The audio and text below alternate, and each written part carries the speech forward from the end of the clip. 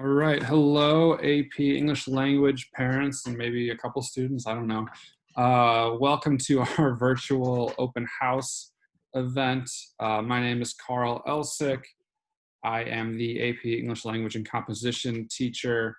I also have a section of English 3 that I teach, but I do have 4 sections of the AP Lang class this year.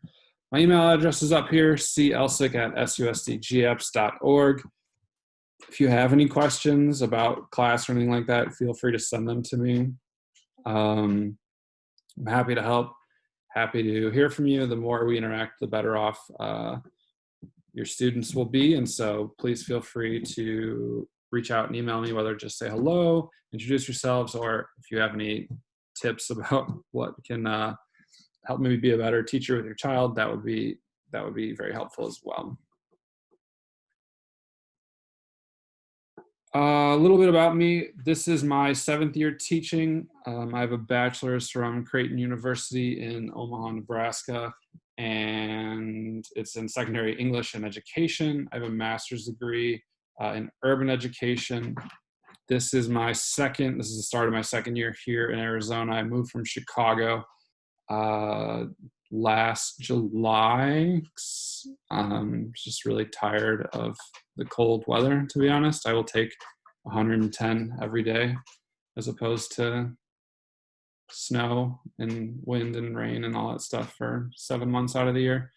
When I was in Chicago, I taught at a charter school.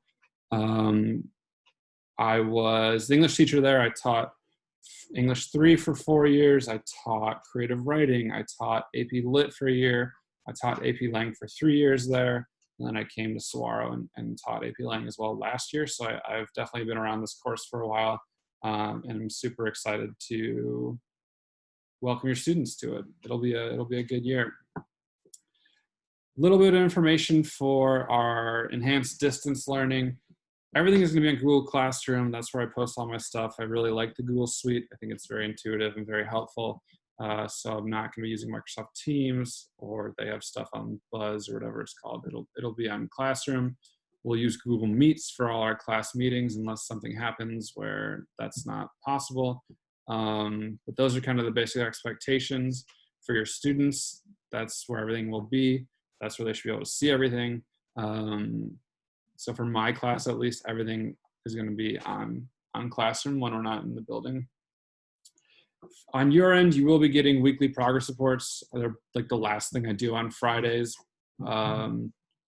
which I know you can log in and check your child's grade, but sometimes it's nice to just have it delivered to you. And so those will be sent out every week once grades get going. First week will be a little bit of just like getting to know students a bit more. But then as soon as grades get entered, I'll have that sent out to you. If you have questions about any of this distance learning stuff, again, please feel free to send them my way. I'm happy to try to help you out with whatever I know that I can share with you.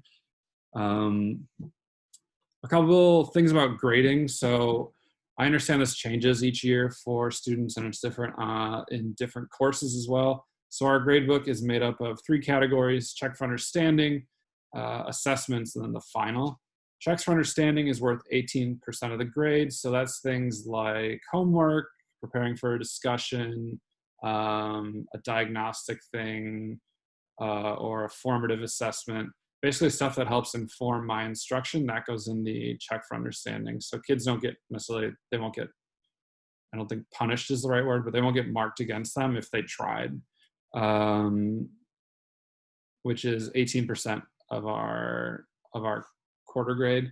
The big chunk of our grade comes from assessments.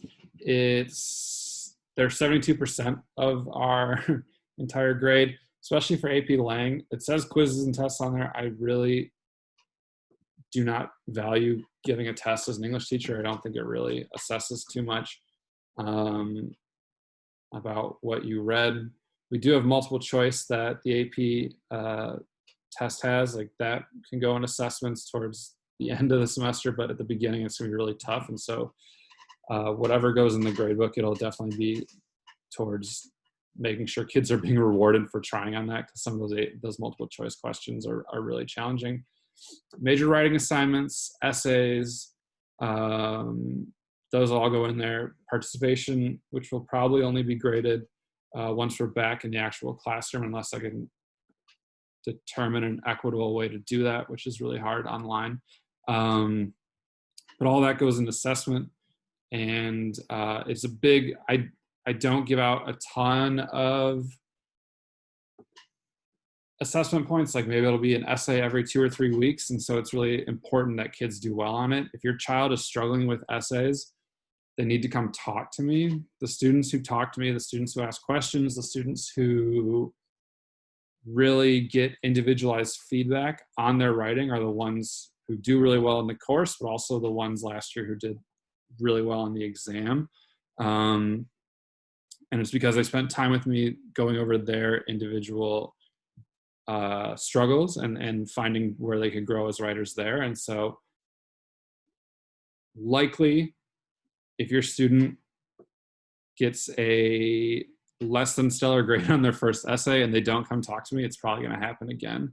Now I'm not saying I don't like give them feedback as a class and make sure that they have opportunities to understand where people struggled, but that one-on-one, being willing to come to office hours or being willing to come talk to me during class when we have time to write, that is going to help your student grow so much more, both in their grade, but as a writer as well, and as a person who's thinking critically and assessing what's going around in the world, what they're reading, all that stuff. And so I really cannot recommend that enough of getting that one-on-one time with me where I can look at exactly what they wrote, tell them where they can improve a little bit, and go from there.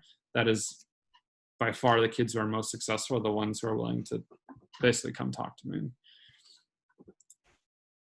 Again, if you have any tips, questions, things like that, please feel free to email me at my SUSD GApps account. And I will be happy to respond, even if you just want to say hello, introduce yourself. Happy to get that message as well. Our first quarter for AP Lang, what we're going to focus on is reading properly and making sure we can read closely and intensely. A lot of our students will skim over things, and that's not actually what good reading is. Good reading is being able to track a main argument throughout an entire text and understand that it develops throughout the entire text and how it's being supported, how it's developing, how it's changing. It's a really important skill for AP Lang, and the kids who can do it are the ones who do well in the exam. Our writing focus will be on the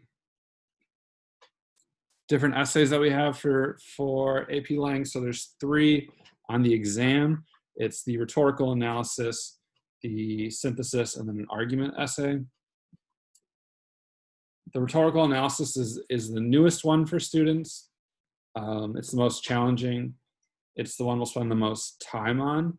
But because right now I'm basing my instruction off the fact that AP exams will be normal in the spring, we'll still look at all 3, knowing that if it goes back to what it was last year, I will pare down the course to make sure we're focusing on that while still making sure kids get the stuff they need in terms of writing a research article, essay, stuff like that. My real big goal is to get kids that think critically, to be able to write, to be able to examine their own beliefs, examine the beliefs of the world, and to challenge themselves a little bit to become a more well-rounded individual, better global citizen. That's it. If you have questions, if there's something I didn't cover that you wanted to know, please feel free to reach out to me. Again, it's celsik@susdgapps.org. Happy to talk to anyone who has any questions. I know it's a weird start to the school year. My main priority is always going to be safety of our students, and so I'm happy to pick up the challenge of being online and doing my best to support students, but then also to challenge them and to help them become better readers and writers. so that they can ultimately kind of impact the world a little bit. And that's the goal, at least. That's all I got. I hope you're all doing well. Please feel free to send me an email. Otherwise, have a good rest of your day.